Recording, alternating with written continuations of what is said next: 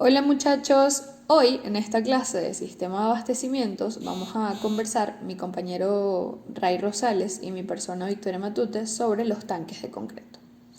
Les voy a dar una breve introducción a lo que es este tema para estar un poquito más empapados en él. La distribución de agua debe considerarse o debe considerar una serie de acciones que permitan garantizar un suministro en tiempo y forma. Estos proyectos, para que sean funcionales, requiere que sea considerado en su diseño algunos pasos muy importantes, que vendrían siendo el caudal de suministro, los datos del proyecto, las velocidades, la selección de los tipos de tubería, la regulación y el almacenamiento. El tanque de regulación o almacenamiento, en algunos casos, es la parte del sistema de distribución que por una parte recibe un gasto desde la fuente de abastecimiento y por otra debe satisfacer las demandas variables de un consumo humano a lo largo del día. Los tanques de regulación tienen por objetivo cambiar un régimen de aportaciones de una fuente de abastecimiento que siempre deriva de caudales de forma constante a un régimen de consumos o demandas de la red de distribución que va a ser siempre de forma variable. Entonces, para el diseño y para poder reducir al mínimo el costo de inversión, debe considerarse el almacenamiento de un volumen de agua cuando la demanda es menor que el gasto de llegada y el agua almacenada se utiliza cuando la demanda es mayor. Generalmente esta regulación se hace por periodos de 24 horas. En este video vamos a abordar un poquito más este tema en la forma de su análisis y diseño de lo que vendrían siendo los tanques de almacenamiento construidos a base de concreto, que por la facilidad de su construcción y operación son uno de los tanques más comunes en las zonas rurales. Adentrándonos más en el tema, podemos decir que los tanques de concreto también son conocidos como estructuras de concreto con ingeniería ambiental y se usan para transportar y almacenar agua potable o aguas residuales, otros líquidos peligrosos o no peligrosos. Se incluyen los tanques y depósitos de las plantas de tratamiento en este grupo, las plantas de tratamiento de agua potable o aguas residuales, se incluyen en este grupo también. Algunos tanques de almacenamiento de líquidos o productos de diferentes procesos industriales. Estas estructuras pueden ser superficiales o estar enterradas en el suelo, también pueden estar semienterradas o localizadas en la parte alta de un edificio y algunas veces también están sobre estructuras y a esto se le conoce como tanques elevados. Mencionando esto, podemos hablar de las generalidades y adentrarnos más en los tipos o la clasificación de los tanques. Existen diferentes tipos de tanque de almacenamiento de agua que se pueden construir en función de las condiciones naturales del terreno, del tipo de material y de la zona en la cual se esté construyendo. También depende mucho de la mano de obra disponible. Algunas de las clasificaciones de los tanques o los tanques pueden ser clasificados en función a su posición respecto al nivel del terreno, pudiendo ser los enterrados, como mencionamos anteriormente, que se construyen bajo el nivel del suelo y se emplean preferentemente cuando existe un terreno con una cota adecuada para el funcionamiento de la red de distribución y de fácil excavación. La ventaja principal de los tanques enterrados es que protegen el agua de la variación de temperatura y ofrece una perfecta adaptación al entorno. Uno de los mejores ejemplos para estos tanques son los llamados tanques que se encuentran en los edificios, en las edificaciones, ya que la mayoría de los edificios contienen sus tanques en los sótanos o debajo de los sótanos. Los tanques, también están los tanques semienterrados. Los semienterrados tienen parte de su estructura bajo el nivel del terreno y parte sobre el nivel del terreno, como lo dice su nombre. Estos se emplean generalmente cuando la altura topográfica respecto al punto de alimentación es suficiente y el terreno presenta dificultades en la excavación o para la excavación. Y bueno, tenemos también los tanques superficiales, que son estos tanques que están construidos en la superficie del terreno. La construcción de este tipo de tanques es muy común cuando tenemos un terreno firme o cuando no conviene perder altura y se tiene una topografía adecuada. Algunos de los materiales empleados en la construcción de los tanques de concreto que se utilizan, podemos decir que los materiales que se utilizan con la frecuencia en la construcción de los tanques de regulación son la mampostería de piedra brasa, el concreto reforzado o el concreto pretensado. Vamos a explicar cada uno de ellos, un poquito adentrándonos más en el tema. La mampostería de piedra brasa, el tipo más conocido es como de tercera, está formada con piedras naturales sin labrar, ligadas con mortero. ¿Qué llamamos nosotros mortero? Es la mezcla de cemento con agua. También están conformados por, como dijimos antes, la piedra brasa. Explicándolas un poco, es aquella que se utiliza en la construcción de los muros de los tanques y deberá ser de buena calidad, homogénea, fuerte, durable y resistente a la acción de los agentes atmosféricos. Los morteros, también mencionados anteriormente, son aquellos que se emplean para ligar la mampostería a la piedra brasa natural. El concreto es un material bastante importante, es el protagonista de la construcción de este tanque.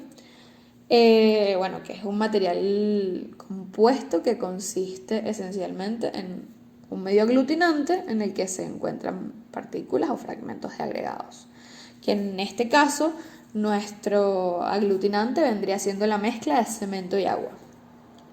El acero también juega un papel muy importante en la construcción de los tanques de concreto, ya que es aquel que sirve como refuerzo, ¿no?, para la estructura. Este puede venir en formas de varillas, mallas de alambre o torones. Como dije anteriormente, el acero es muy importante le da gran resistencia y tenacidad al concreto.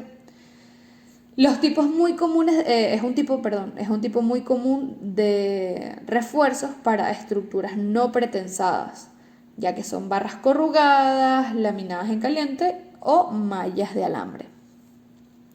También se encuentran los materiales para rellenar las juntas en los tanques de regulación de concreto, los cuales deberán reunir algunos requisitos, que vendrían siendo el hermetismo al paso del agua, la compresibilidad, y estos deben de ser inexpansibles al contacto con el agua.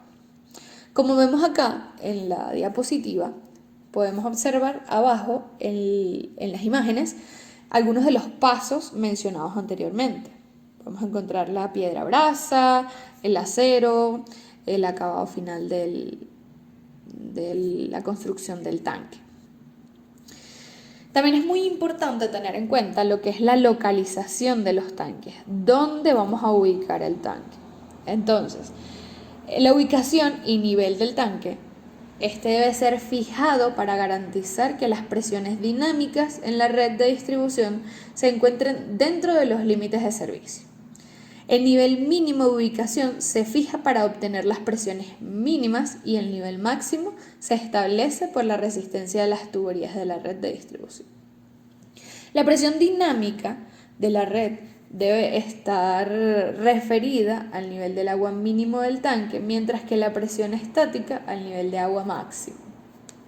Por razones económicas, es recomendable ubicar el tanque próximo a la fuente de abastecimiento y dentro o en la cercanía de la zona de mayores consumos, ya que esto nos permite tener un acceso fácil y rápido, no tiene que recorrer más tubería, lo que vendría siendo la dotación de agua. El área para colocar el tanque no debe situarse en lugares que obstruyan el escurrimiento natural de las aguas de lluvia. También la selección del sitio más adecuado para ubicar el tanque de regulación, debe considerar los siguientes factores. Uno de los factores bastante importante viene siendo que es preferible que la alimentación del tanque se efectúe por gravedad. Mayormente por medios económicos. Es mucho más económico esto, ya que no se va a necesitar de una bomba, o de más artefactos que necesiten las tuberías para poder hacer que el agua circule en ellas. Y bueno, otro que depende del dicho anteriormente es que el tanque debe tener suficiente altura para asegurar en cualquier instante y en todos los puntos de la red una presión suficiente. Como dije en la introducción, se va a hablar en este video sobre lo que es el diseño. Como mencionamos al principio de este video, dijimos que íbamos a hablar sobre el diseño de los tanques de concreto. En esta ocasión voy a explicarles un poco más sobre lo que es el diseño hidráulico para los tanques de concreto. El diseño hidráulico del tanque se basa en el dimensionamiento de sus accesorios, los cuales son, como se muestra en la diapositiva, podemos tener el acceso al interior del tanque, que viene siendo una escotilla, la cual se encuentra sobre las escaleras marinas, que es las que nos permiten el acceso al tanque. También podemos encontrar la ventilación o respiración a un lado del acceso interior. Tenemos también la caja de válvulas, que estaría justamente conectada a la salida de la red de distribución. También tendríamos la tubería de alimentación de excedencias y la tubería de alimentación normal, la tubería de entrada como tal, que podríamos llamar. Y para adentrarnos un poco más en este diseño, tenemos lo que vendría siendo la tubería de entrada. El diámetro de la tubería de entrada corresponde en general al de la fuente derivadora. La descarga podrá ser por encima del espejo de agua para tirantes pequeños, por un lado del tanque o por el fondo para tirantes grandes. En cualquier caso, el proyectista debe tener cuidado en revisar y tomar las precauciones necesarias para la protección de la losa de fondo, por efecto del impacto de caída o velocidad o de altas velocidades o velocidades altas de flujo de entrada para niveles mínimos del tanque. Es inconveniente analizar la colocación de una válvula de control para niveles máximos en tuberías de entrada al tanque, que pueden ser de tipo flotador o de altitud. También hay que tener en cuenta que el gasto de diseño para la tubería de entrada debe ser el gasto máximo diario o el máximo que proporcione la fuente de abastecimiento. Es un dato muy importante. Otra parte importante del tanque de concreto vendría siendo la tubería de acceso directo, o también llamada como el bypass. Esta tiene un funcionamiento de dar mantenimiento o hacer alguna reparación a los tanques de regulación. Es indispensable dotar a estas estructuras de bypass, o también tubería de paso directo, entre las tuberías de entrada y salida. Esta tubería de bypass se encuentra entre la tubería de entrada y salida, con sus correspondientes válvulas de seccionamiento.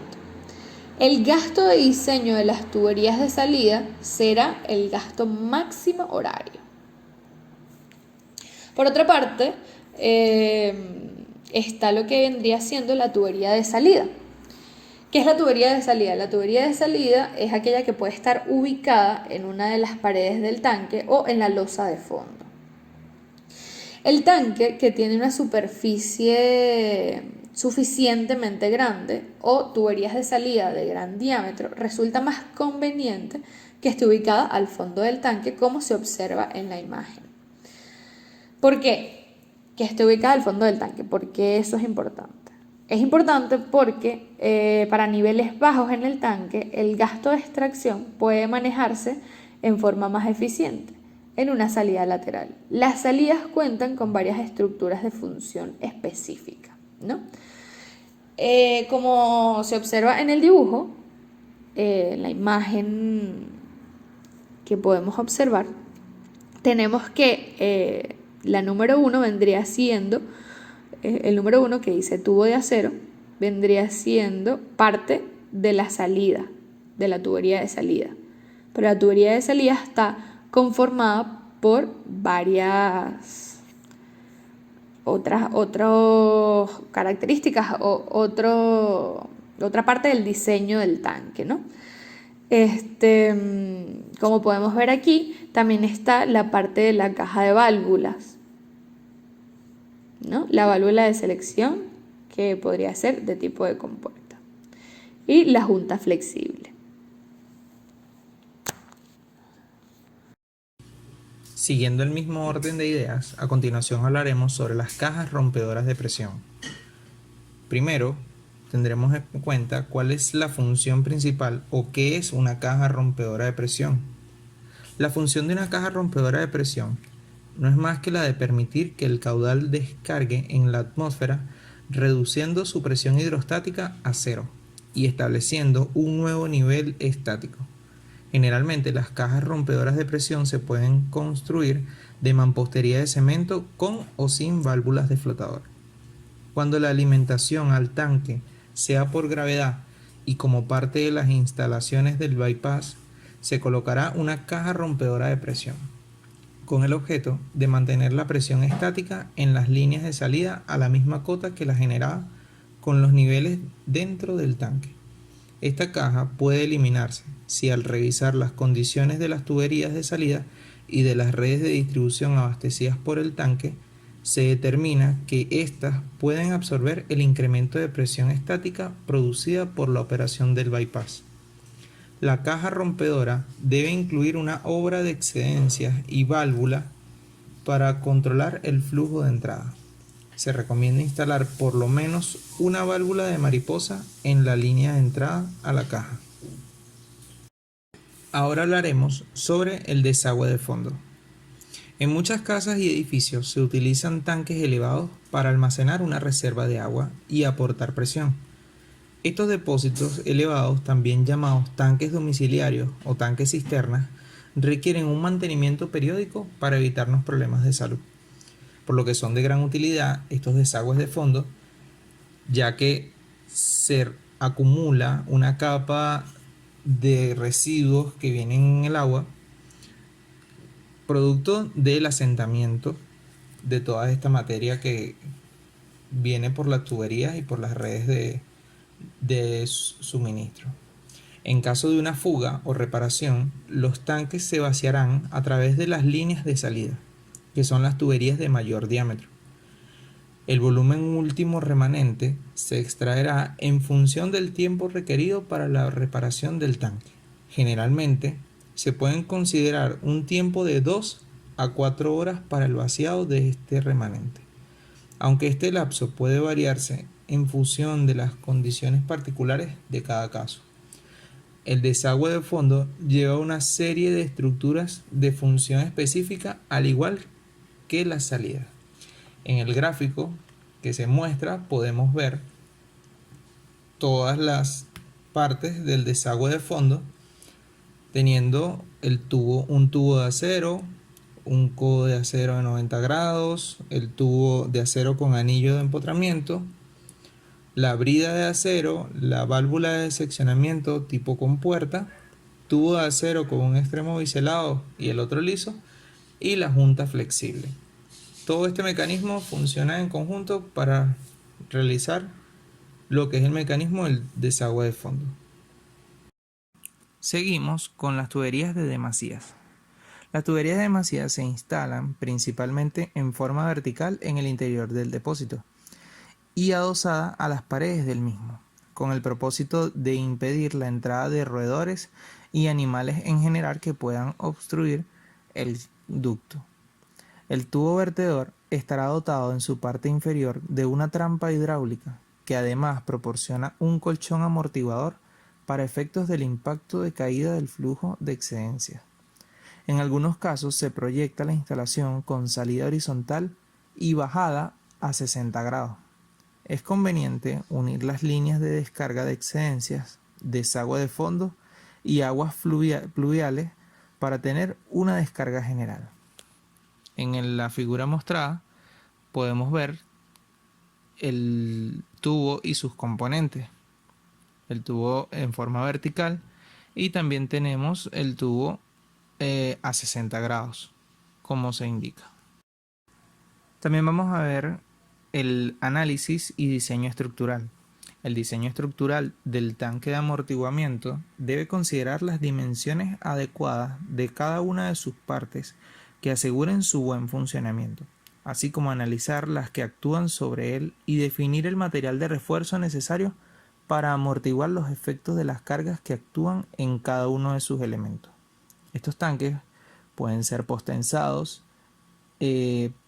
debido a que los que son elevados están por encima del nivel del terreno y la gran masa de agua que acumulan hace que su centro de gravedad se encuentre muy elevado y son susceptibles a efectos de sismo, ya que actúan como péndulos. Es por esto que el análisis y el diseño estructural de los tanques elevados es minucioso y muy exhaustivo. Ahora veremos la construcción de los tanques. Cuando nos referimos a la construcción de dichos tanques, debemos verificar que el terreno donde se vaya a construir un tanque o los depósitos deben estar nivelados, libre de material orgánico y previamente compactado. Se evitará que el desplante del depósito se haga sobre suelos cuyas características difieran entre sí, por ejemplo, áreas de corte y relleno, lo que podría dar lugar a asentamientos diferenciales. Cuando el nivel freático puede causar una subpresión en la base del depósito, antes de iniciar la construcción de la cimentación se deberían colocar filtros y drenes para desalojar dicha agua. También puede ser instalación de pozos perimetrales alrededor de dicho tanque para evitar las subpresiones. Asimismo, será necesario mantener un bombeo constante durante la excavación y la construcción de la cimentación. De este modo, al mismo tiempo que se intenta eliminar el nivel freático, se propicia que se trabaje en seco, evitándose la posible flotación del depósito cuando éste se encuentre vacío. Además de los parámetros de diseño de la mezcla tendientes a obtener un concreto que reúna las características apropiadas desde el punto de vista estructural, resistencia a los agentes químicos y que cumpla con los requisitos de impermeabilidad y durabilidad. Las mezclas de concreto deberán ser adecuadas para cada sistema de colocación que se elija. Para impermeabilizar el concreto se recomienda usar un aditivo, inclusor de aire y algún otro aditivo que se requiera, según las condiciones del proyecto o las condiciones del lugar donde se construye. El concreto podrá ser premezclado o mezclado a pie de obra, y para obtener un concreto impermeable es muy importante la uniformidad de la mezcla. Los ingredientes se mezclarán por un periodo de tiempo suficiente para producir un concreto de color y consistencia uniforme, a efecto de lograr el revestimiento especificado. Antes de vaciar el concreto, la cimbra deberá haber quedado totalmente terminada, retirando toda el agua existente en el sitio. El refuerzo estará ya colocado y asegurado en su lugar. El material de las juntas de todo tipo, las anclas y demás dispositivos de embebidos habrán sido previamente colocados y verificada su correcta colocación, posición y alineamiento para todas las preparaciones. Ahora vamos a conocer qué son las cimbras. La cimbra es una estructura provisional que soporta al concreto mientras se encuentra en su proceso de fraguado y adquiere la resistencia necesaria para sostener su propio peso. La cimbra puede ser de madera, de acero o de una combinación de los dos materiales. La cimbra se diseñará de tal manera que todos los componentes y elementos de la estructura queden moldeados con sus dimensiones, forma, alineamiento, elevación y posición correctos. Asimismo, Dicho diseño tomará en consideración que su montaje, soportes y contravientos sean capaces de resistir todas las cargas verticales y horizontales que le son aplicadas, en tanto que la estructura de concreto no sea capaz de soportarlas por sí sola. Los requisitos de seguridad para el control durante la construcción o durante los trabajos de rehabilitación se requieren llevar a cabo las siguientes acciones: mantener actualizada la bitácora de los trabajos, así como la documentación de respaldo, elaborar los planos con las adecuaciones realizadas al proyecto ejecutivo durante la construcción o rehabilitación del tanque, además de la documentación fotográfica según los avances de la construcción. Realizar la inspección durante el primer llenado del tanque para verificar la estanquidad y seguridad estructural. Suspender los trabajos cuando las condiciones del sitio difieran de las consideradas en el proyecto ejecutivo, hasta que se implementen los cambios necesarios en el diseño y construcción. Mantener un cuerpo de personal técnico de supervisión y diseño que lleven a cabo la inspección y aceptación de las diferentes etapas de trabajo. Cuando el líquido está en reposo, la estructura está sometida a una presión hidrostática, la cual es máxima en el fondo y disminuye a medida que nos acercamos a la superficie. Pero las estructuras que van a contener líquidos, ejemplo tanques o piscinas, no deben diseñarse solamente para resistir esta presión. Estas fuerzas dinámicas se combinan y producen una fuerza cortante en la base, con la cual se hace el diseño de los muros y de la losa de fundación de la estructura. Las paredes de los tanques deben diseñarse para resistir las siguientes fuerzas dinámicas, además de la presión hidrostática: fuerzas de inercia debido al peso de los muros y peso de la cubierta, fuerza impulsiva hidrodinámica del líquido contenido, fuerza conectiva hidrodinámica del líquido contenido, fuerza horizontal producida por la aceleración vertical del líquido, fuerza dinámica del suelo contra la parte enterrada en la estructura. Eso lo podemos apreciar con unos gráficos de presiones en la imagen que se muestra.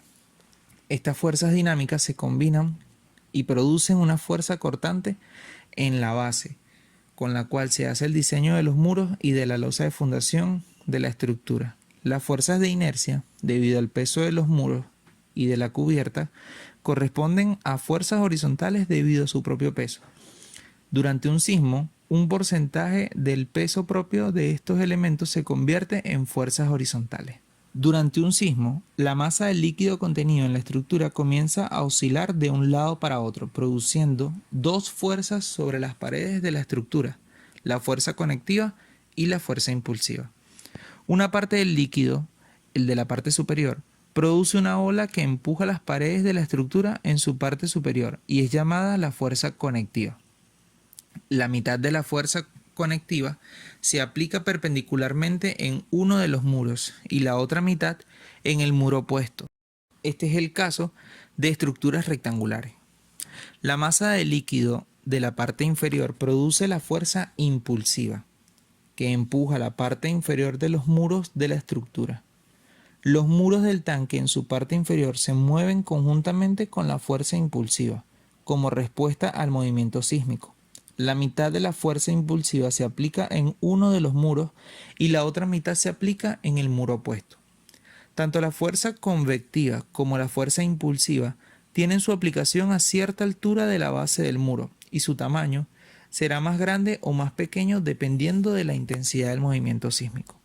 Hay otra fuerza horizontal que es producida por el movimiento vertical del líquido durante un sismo y su tamaño dependerá de la intensidad del sismo. Adicionalmente, si la estructura es enterrada, como es el caso de algunas piscinas o tanques, debe incluirse en el diseño la fuerza dinámica del suelo y su tamaño dependerá de la intensidad del sismo. Igualmente, en el caso de tanques elevados, deben tenerse en cuenta las fuerzas dinámicas conjuntamente con las fuerzas estáticas para el diseño de las paredes del tanque y de su estructura de soporte. En el caso de edificios con piscinas aéreas en los pisos superiores, deben tenerse en cuenta estas fuerzas para el diseño de las losas, vigas y columnas de soporte. Tendremos ejemplos de tanques de concreto en Venezuela. Por ejemplo, estanques de concreto posttensado, bifurcación en el estado Zulia. Tenemos estanques elevados de concreto posttensado en Ciudad Ojeda, también en el estado Zulia. Y tenemos un estanque elevado de concreto posttensado en Paparo, en el estado Miranda. Con esto damos por terminada la presentación de tanques de concreto. Muchas gracias.